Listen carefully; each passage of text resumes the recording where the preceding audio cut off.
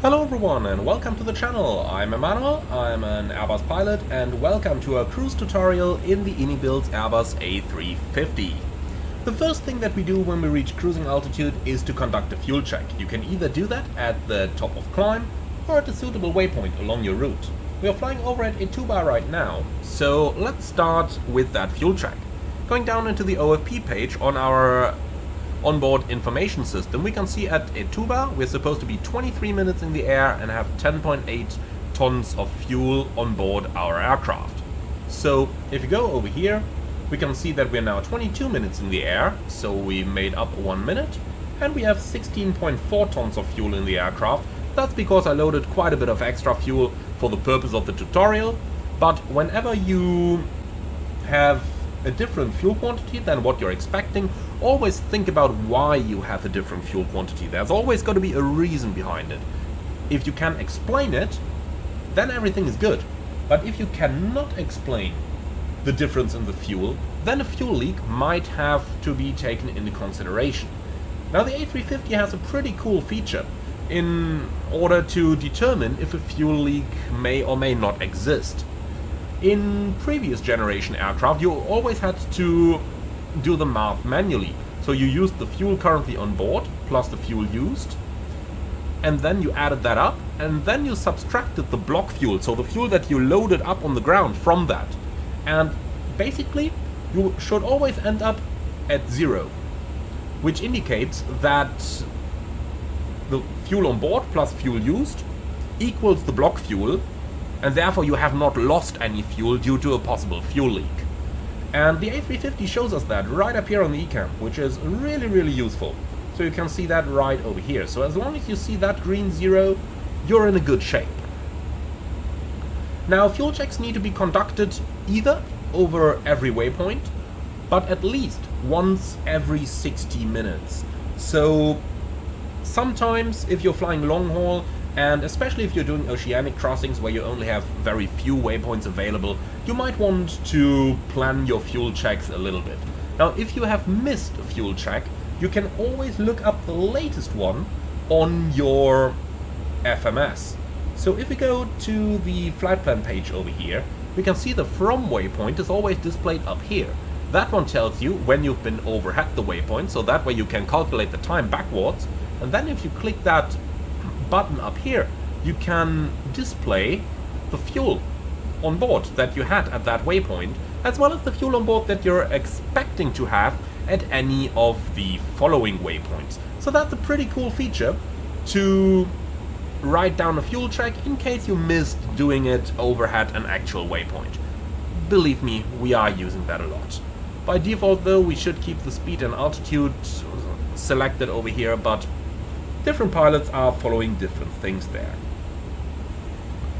Now the next thing that we got to think about is step climbs. So as the A350 is a long haul airliner, we are burning fuel for long times, and eventually we will get so light that it becomes more economical to climb to a higher altitude. We can see the current optimum altitude on the performance panel up here. We can see this is currently flight level 404. So let's have a look at how the step climb functions work on the Airbus A350. We go back to the flight plan page, and then we are going to select the revisions panel from any waypoint. So let's say that one over here from balance. Then we can go down into the step outs, and in here we can enter any waypoint along our route and select a step climb at these points. So right now we have Navert, flight level 400, which is what SimBrief had planned for us if we check this again in the route string over here. And when we have made such an entry, then we are going to see the distance and the expected time for that step climb in the box on the right hand side over here. Also, on your nav display, you will see the step climb come into view over here with that little arrow pointing upwards on your navigation display, indicating that this is where the step climb is going to, or where the step climb is entered. Now, unfortunately, iniBuilds did not implement the optimum step point function. With that, you could just enter an altitude, so say for example flight level 400, but without any waypoint, and then it's going to calculate where the optimum step climb would be. So, since on today's flight the optimum altitude is already above level 400, it would just tell us, alright, just go to level 400 just now. So that's a really useful function as well. Now, when we reach the step position and once ATC clearance is obtained, we simply dial up the altitude on the FCU to the new altitude and then press the knob in to engage climb mode, and that way the aircraft is going to commence the climb to the new altitude. For those of you who prefer to go to sleep while doing their long haul at night, you do have an automatic step climb function available in the OIS. This is of course purely fictional, but if you go over here and then into options and then you go to simulation, then you can select auto step climb over here, and if you do that, once you reach a step point on the nav display, the aircraft is automatically going to execute that step climb. Really useful, especially if you want to go to sleep. If you take off in the evening, then you land in the morning, you don't need to set your alarm clock to conduct step climbs. Really useful, really useful. Now, let's go ahead and talk a little bit about some of the other functions we have available in our aircraft. So, going down onto the FMS, let's have a look at the cruise panel of our performance pages in the FMS. Over here it tells us our cost index.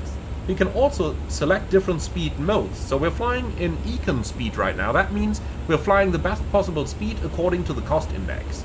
We can, however, also select long-range cruise over here. If you go to long-range cruise, that's basically going to provide us the best possible range, minus 1%, because that percent achieves such a greater speed that it wouldn't be worth the trade-off. If you want to achieve the absolute maximum range, simply enter a cost index of 0, and then your aircraft is going to fly the maximum range speed. In general, on the cruise panel, we see the next step climb up here. So right now it tells us at Navard climb to flight level 400, which is what we've entered on the step panel earlier. And it also tells us when we get there and in how many miles that is. Now, once the last step climb has commenced, it is going to tell us our distance and time to the top of descent over here, which is fairly useful. At the bottom of the screen, you do get the destination airport with the estimated time of arrival and the estimated fuel on board, which is also quite useful. Note that you also have access to the step altitude page from right over here, since that's one of those pages that's just used so much. So that's the two different ways on how you can access that page.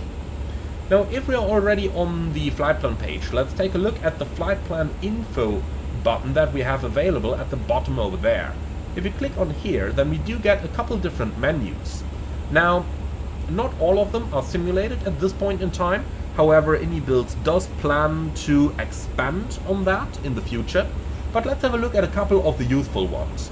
So first of all, we have closest airports and we have alternates. So that's really good functions. So let's take a look at closest airports.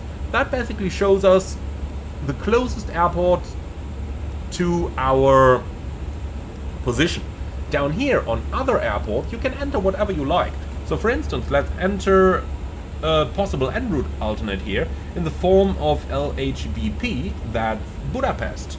And you can now see that it tells us the direction and the distance to Budapest airport, and it also tells us when we could arrive and with how much fuel we could arrive down here. And this is really useful to keep track of your en route alternates as you're flying along your long haul flight, especially for ETOPS, because it makes it very easy to keep track of where your ETOPS alternates are located. So a really useful function. However, I will do a dedicated ETOPS tutorial together with North Atlantic Ops most likely at some point in the future. So this is a really useful function. Now, if you click on here, you can get some airport data, or you can just remove it again from here, like that. So, pretty useful function. Now let's have a look at the next page we have available down there. Let's go to flight plan info once again, and then we have the equal time point. Now, I'm recording this video using a beta version of the aircraft, and equal time points aren't properly implemented here just yet, but let me already show you what this page has. So, you can enter two reference airports. For example, I've By default, it has the departure and the destination airport, but you can change this between, for example, the en route alternates that you're tracking along your route. On the top, it tells you the distance and the estimated time of arrival and the direction towards those airports from the present position. And at the bottom, it tells you where your equal time point is located. So down here, just as an example, it would be 417 miles prior to 40 degrees west. Again, this is currently just static data here and not actually simulated. On the left side, you also see the distance to the equal time point from your first reference airport, and the same on the right hand side from the right, or on the right hand side from the second reference airport, and on the top you get the distance and the time to that equal time point. So again, a fairly useful function. Now next up, again on the flight plan info, we have the fix info page, and you've already seen that one from our departure from Istanbul. Basically, in flight, there's quite a couple of ways of how you can make good use of that page. I did make a dedicated video on the fix info page recently, so do check that out if you're interested. For now, the easiest ways to use this is either to enter your ETOPS alternates, for example, or your alternate airports. Then you could use the radials to visually mark where they are located along your route of flight. Or what's useful as well is to mark the points at which you are going to enter a new FIR or UIR, and therefore where you expect ATC contact. That's quite useful as well. You do have 4 different fix pages available, so you can set up to 4 markers on there. Now next, let's go right back down here, and this is one of my favorites. That's the time option. Above that, we see the latitude-longitude crossing, which is grayed out. That would be pretty useful if you're flying Oceanic and they tell you at 40 west contact Shanwick or whatever. Then you could enter 40 west down here, and then it would mark that on your nav display. Really useful, but currently not simulated in the iniBuilds A350. However, what is simulated is the time function, and that's a pretty good one.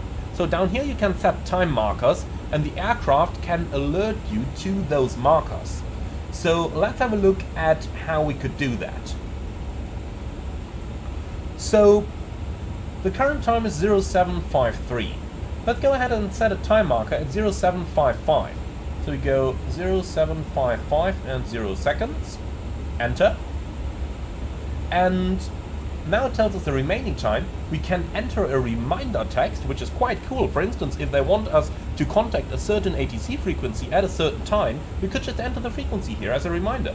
And what's really nice as well, you can pick an oral alert, and when that is marked, then you are going to get an oral reminder of that marker 30 seconds prior. You can also see that time marker on your nav display, which is again really useful. So we're approaching 30 seconds prior. Time marker. That's a pretty cool feature, isn't it? Really, really useful when you have certain things that you need to do along your route of flight. So absolutely an excellent tool to use. Also up here you can see the block time and the elapsed flight time. And if you're wondering, yes, I did take 1 hour with all the details in between recording those tutorial videos. So that's pretty cool. Also on here is the aircraft time reference, which you can set to manual, which can become interesting in case you are flying through GPS jamming areas, but that's going to be for a dedicated video. So that's the time marker functions. Down here you can enter the difference to UTC at your departure, or basically at any airport of choice, and your destination. So for example, Vienna is UTC +1. If we enter that, then it tells us the local time at the destination as well as the local ETA. Quite a useful thing, to be honest.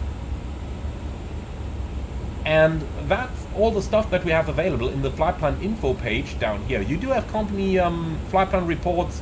That's not really used all too much, so I'm not going to go into that too much. Just to show you, if we click on that, nothing even happens, so yeah, that's that. Now, we are overflying Navet, and that's where the step climb was located. So let's go ahead and execute the step climb. The way you do this is quite simple. You select the new altitude, so 40,000 feet, you press that in, and you can see that it goes in a thrust derated climb, alt cruise, flattable 400 blue, and that's exactly how you execute a step climb. Not much more to do than that. About as easy as it gets, isn't it? Now, as we're flying along, we eventually have to conduct checks of all of our aircraft systems. Airbus demands us to do these checks at least once an hour. There is no certain rule whether it's the pilot flying or the pilot monitoring who's got to do those checks, but one of the two pilots has to do them. Now, we can do this fairly easily using the All button down here on the ECAM control panel, as that is basically going to scroll through all the pages available. Only if you want to see a page for a longer time, then you've got to select it manually on the ECAM control panel down here. So let's have a look at an example. We're going to press All and it starts on the engine page. We check that there is no abnormal indications here, and then we can press All again to lead us up to the door page. And that way we just scroll through all the different pages, and on here we basically check for anything that might be abnormal.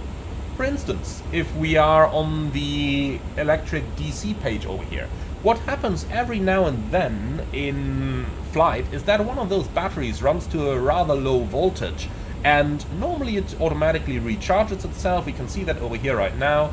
Transformer rectifier 1 is connected to the DC bus number 1, which is currently charging battery number 1. So that happens. What happens as well occasionally is that those batteries go out, and the aircraft is not always going to alert you to it if it thinks that it is able to recharge them, so you might not get that notification, but it is a maintenance-worthy item. So that's the kind of stuff you see if you do your regular ECAM checks. Now if we go on then, next we have the hydraulic system. Over there we check for normal pressure, normal fluid levels. Especially the fluid levels are interesting because the threshold where an ECAM alert triggers if the fuel or if the reservoir levels are dropping is really, really low. So if you are doing regular ECAM checks and you pay good attention, then you might just notice that the levels are dropping, you know, long before the ECAM actually alerts you to it. So let's continue the checks then. Flight control page, we check the position of all those control surfaces, making sure nothing hangs down, nothing produces too much, or nothing produces any additional drag. APU is turned off. On the bleed page, we check that we are getting good temperatures, good pressures. We check the position of the actual bleed valves themselves, and, well, that's what we do over here. Then we've got the condition page, which shows us the different temperatures around our aircraft. Now, cabin temperatures, as mentioned, are controlled by the purser, so that's nothing for us to worry about. Then going on, the last page we have is the cabin pressurization page. On here, what's most interesting is the differential pressure, cabin altitude, landing field elevation, something to keep an eye on, and then finally, most importantly, the position of the outflow valves. If one of those outflow valves was completely opened, the aircraft may still be able to maintain cabin pressurization, but a fully open outflow valve would be a sure indication that something is wrong somewhere. So that's always a good thing to keep an eye upon. And as mentioned, these checks are done at least every 60 minutes. You can do them more often if you like. Every 30 minutes most certainly is a good choice as well. Now, with that out of the way, let's go ahead and move on to the onboard information system. So over here during cruise, you basically have two options. Either you are going to keep the navlog open in order to do fuel checks, for example, or what's really recommendable as well is to go to the en route chart. This is especially if you are a Navigraph user, because then you can nicely zoom out to an appropriate level. It does take a little time, it is a little bit laggy, I have to admit that, but that's down to the Navigraph servers, because on here you can nicely see all the FIR boundaries along your route. And that's a really useful function because it tells you exactly when you are about to enter a new country, and you can get that kind of information. Over here we have it. That's really useful, isn't it? So we came out of Turkey, through Bulgaria down here and into Romania now, and it also tells us where the boundary to Hungary is, and then later on the boundary to Austria. So that's the page that I would have open during most of the flight by default. Really, really useful. What I can recommend as well, especially if you're flying long haul, is to use the terminal chart options to view alternate airports along your route. So right now, for example, we have Lima Romeo Sierra Bravo on the right hand side there. So I can recommend that you do keep a look at those alternate airports so that you have a rough idea of what things are about. So let's have a look here, airport charts, open up the airport chart. You can see 2,600 meters of runway, small apron, so yeah, CBU. Theoretically speaking, we could land there, so always good to have that in mind as the flight is progressing. Now, that was quite a lot of system stuff. Let's quickly add one thing to this tutorial. That's... we all just love sunshades, do we? By default, most pilots do put them down in flight, so you'd close them all up, because clouds are incredibly reflective, and flight decks on the inside are rather dark, so if you're looking inside but bright light is coming from the outside, that's not good for your eyes, and it somewhat hurts as well. So yeah, we do use those sunshades quite a lot. Now let's look into one more function that is really useful as we're cruising along, and that is down on the ATC com page, and that's the D-ATIS. So by default you've got your departure, arrival and alternate airports in here, but you can change that. So since we no longer need Istanbul, let's go ahead and see what Lima Romeo Sierra Bravo has about, since we just checked the weather conditions for that. So we enter it up here, and then you can either just request a single airport, or you can request them all down here, which is always a good idea as well, because it gives you your destination weather throughout the flight. So you would do that as the flight progresses, taking a good look at the weather conditions of alternate airports around you, looking at the charts of those airports, what type of approaches they have available, and you can keep good track of those through the alternate airport page, or the closest airport page, as it is noted down here in the Airbus A350. So overall, really good stuff that you have available in here. Most functions simulated, some of them are not. The last function that I want to talk about for this tutorial now is going to be the offsets. So offsets are either used as part of the strategic lateral offset procedure, or SLOP, which is a procedure applied in airspace where air traffic control isn't that reliable. You just go 1 mile offset to the right or 2 miles, never to the left, always to the right, either 1 or 2 miles or anything in between, in order to fly offset from the center line so that if ATC messes up, you're not going to crash into any other aircraft. Now, offsets can also be used to circumnavigate weather. Let's go ahead and have a look at an example. So, first of all, how do we access the offsets? From any of those waypoints, we are going to go to the revisions page, and down here we have the offset page. And over here, by default, the start waypoint is the next waypoint, the end waypoint is the last one in your flight plan. But you can change that as you see fit. For example, if we click on here onto that list, we can select the present position as the start of the offset. As end waypoint, let's take, for example, Balux over here. The intercept angle controls the angle at which you are going to fly onto the offset. And then down here we can enter the offset distance. So let's say that you see a cumulonimbus right in front of your route. You want to know how much you need to go offset to fly around that. So let's enter, for example, 20 miles to the right. And as you can see, that generates a temporary flight plan. And up here you can see the preview of that boundary. So if we now clicked back here to the temporary, and then on the other side click insert temporary, then the aircraft would now resume that offset and show that to you on the nav display as well. Now, especially when you're navigating in oceanic airspace, this is quite a useful function. So you see that weather system over here, and you don't want to request a new clearance from ATC all the time. So what you would do is you simply tell them, I want offset up to 50 miles to the right, for example, if you know that 50 takes you around the weather scenario for sure. And now I would keep that in without pressing insert. I would just keep it like that. And then you can go to heading mode and navigate anywhere within this area here. Really useful, really, really useful. Also note how it's already got the return to the normal route down here, since we told it that at ballot we want to be back on track. So that's a really useful function that you can use. Now, let's go ahead and erase that again though, since we are not going to need it today. If you're interested in more information on offsets, I will have a video on that up on the channel shortly, or by the time that you're watching it, I may actually already have it ready. Well, and that's pretty much everything there is to it. I hope you found this one interesting. Be sure to leave your feedback in the comments underneath the video. I'm really interested in what you think about this one, and if there is anything else that you do regularly on your flights. Thank you very much for watching. As always, be sure to like, comment and subscribe, and if you really love what I'm doing on this channel, I would appreciate a small donation through the Buy Me a Coffee link in the video description below. Thank you very much for watching, and I'm looking forward to see you all again on the next one.